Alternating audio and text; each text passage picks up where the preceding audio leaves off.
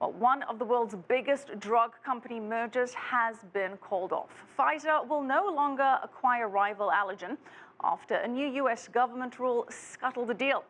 CCTV's Jessica Stone reports on how the deal went sour and what it means for businesses around the world. It is the end of the line for Pfizer's $160 billion takeover of rival Allergan. The two drug makers have called it quits. Just 2 days ago, the U.S. government cracked down on company mergers designed to slash corporate taxes. They're called corporate inversions.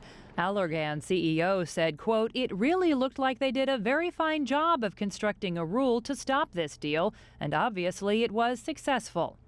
Governments around the world are trying to block the loss of billions when companies leave for nations with lower corporate tax rates. But no major economy has a bigger problem than the United States, where the top corporate tax rate is 39%.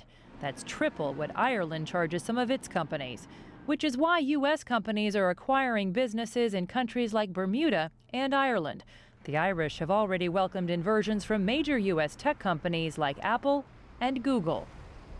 By some estimates, these inversions add up to losses of more than $100 billion and the U.S. government says they will continue. The question is, will this new U.S. rule stop the bleeding? Jessica Stone, CCTV, Washington.